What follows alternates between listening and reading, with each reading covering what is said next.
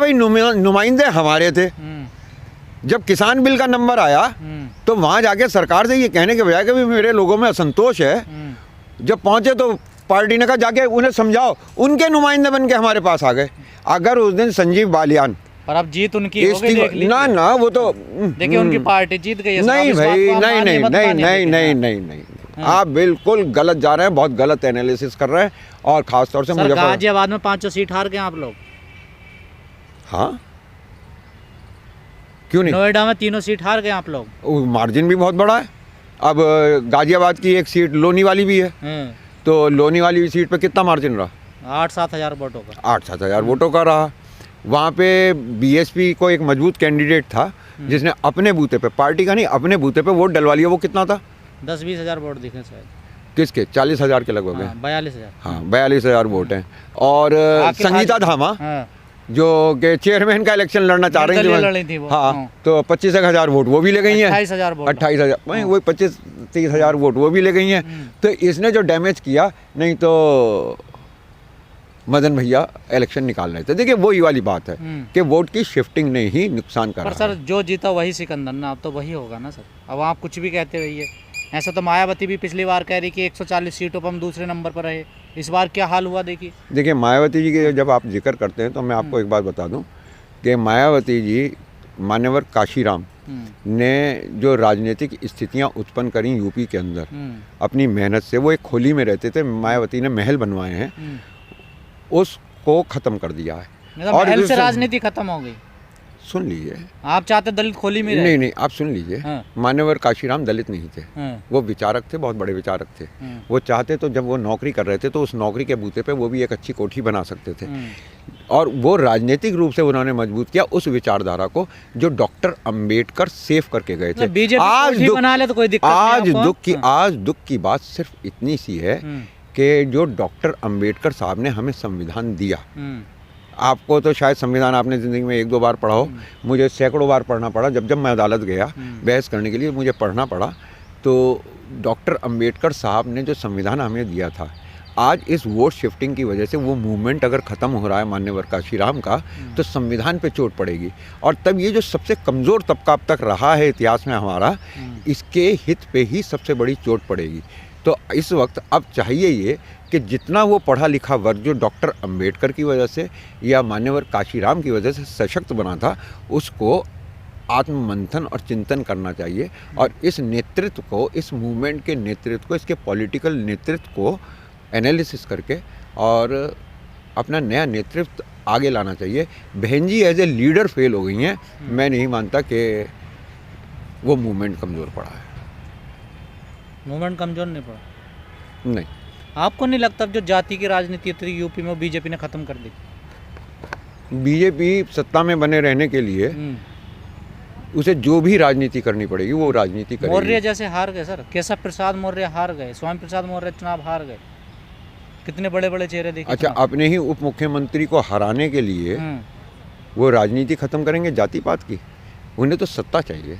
अगर वो वहाँ हारे हैं तो उनकी हार का कारण ये भी हो सकता है, और यही है कि वो लोगों की उम्मीदों पे खरे नहीं उतरे और उनको उन्हीं की जाति ने पहचाना कि ये तो ब्राह्मणवाद और मनुवाद से ज़्यादा प्रभावित हैं, बनियावाद से ज़्यादा प्रभावित हैं, और ये अपना कोई इंडिपेंडेंट स्टैंड नहीं ले सकते। सर एक खबर मैं जानना चाहता हूँ, एक खबर चल रही है कि जाटों ने सपा को वोट नहीं दिया। जहां लोकदल का कैंडिडेट था वहां तो उन जाटों ने जाट को वोट दे दिया, लेकिन जहां सपा का कैंडिडेट था वहां जाटों ने वोट नहीं दिया। आप भी उसी क्षेत्र से आते हैं, आप भी खुद जाट हैं, ये कितनी सच्चाई है इसमें? अब देखिए साहब, सबसे बड़े दुर्भाग्य की बात तो ये है कि मेरे अपने आइडियल जो रहे राजनीति में, मेरे सामाजिक जीवन में, मेरे धार्मिक जीवन में, उनमें सिवाय चौधरी चरण सिंह और देवीलाल के कोई भी जाट नहीं। और अगर मुझे डॉक्टर अंबेडकर की विचारधारा में या किसी जाट नेता की विचारधारा में से किसी को चुनना पड़े तो मैं हर वक्त डॉक्टर अंबेडकर के साथ जाऊंगा। अगर मुझे मूर्ति पूजा में और महात्मा बुद्ध के रास्ते पे जाने के ऑप्शन है तो मैं महात्मा बुद्ध के रास्ते पे जाता हूँ। मेरे को सिर्फ इस वजह से कि मैं जाट में जन्मा हूँ, हिंदू जाट में जन्मा हूँ, तो मुझे हिंदू में गिना जाए तो मेरे को उसका कोई शौक़ नहीं है। नहीं, सवाल ये है, ये कितनी सच्चाई है इसमें? ये बिल्कुल गलत है। इस तरीके की बातें कहने वाले लोग सिर्फ जो बातें करते हैं वो इस एंगल से देखते हैं, ये चश्मा मेरे कह पास रहे नहीं किसान आंदोलन बेअसर रहा। है जी। नहीं, कोई किसान आंदोलन बेअसर नहीं रहा, वोट परसेंटेज गिरा है।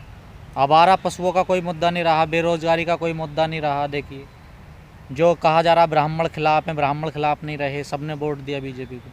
देखिए, ब्राह्मण का तो हित वहाँ बंधा हुआ है, हम्म, मंदिर से जुड़ा हुआ है। ये मंदिर की बात करते रहते हैं, मंदिर से जुड़ा हुआ है ब्राह्मण। हमारे लिए मंदिर जो है वो आस्था का प्रश्न हो सकता है बहुत सारे लोगों के लिए, लेकिन ब्राह्मण के लिए तो वो रोजी रोटी का है, उसके लिए तो वो उसका बिजनेस एस्टेब्लिशमेंट है। अगर वहाँ चढ़ावा नहीं चढ़ेगा तो घर का चूल्हा कैसे जलेगा? तो ब्राह्मण जो है ऐसी बातें क्यों करेगा?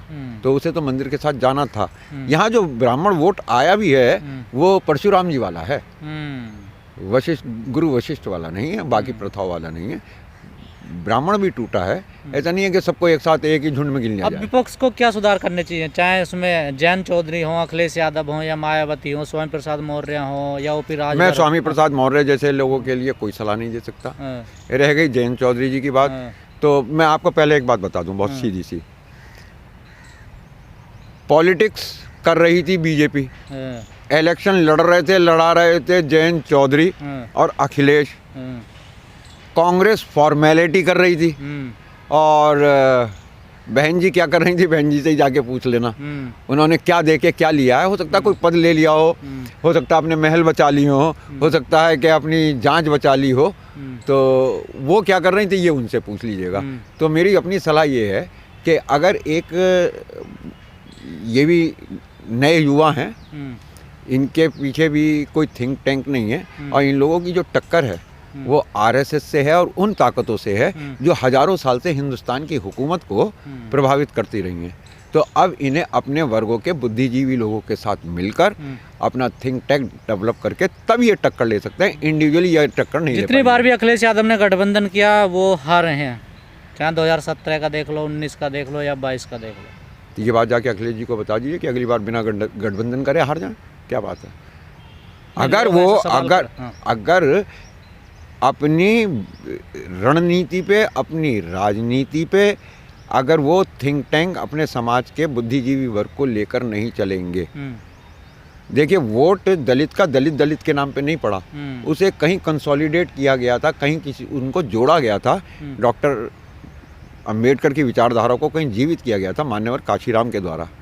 तो वो जो पढ़ा लिखा वर्ग है अब वो इनमें न्यूट्रल हो रहा है, तो उन लोगों को भी जुड़ना चाहिए। सर, आप कहते हैं विचारधारा, कई लोग कहते हैं विचारधारा का समय नहीं रहा, अब दूसरे प्रकार की राजनीति आ गई है, परिवर्तन का समय। तो हमेशा विचारधारा का रहेगा, चाहे लूट है, लूट भी एक विचारधारा है, चाहे धर्म है, धर्म भी एक विचारधारा है, राजनीति धर्म के आधार पर करना ये भी एक विचारधारा है। तो विचारधारा, पहले विचार उत्पन्न होगा तभी कोई एक्ट होगा। बेरोजगारों का वोट कहाँ गया सर? जो इतनी बड़ी तादाद में बेरोजगार हैं, आप भी कहते थे नौकरियां नहीं मिली, कहाँ गए ये किसान कहाँ गए जो 13 महीने यहाँ बॉर्डर पर बैठे थे?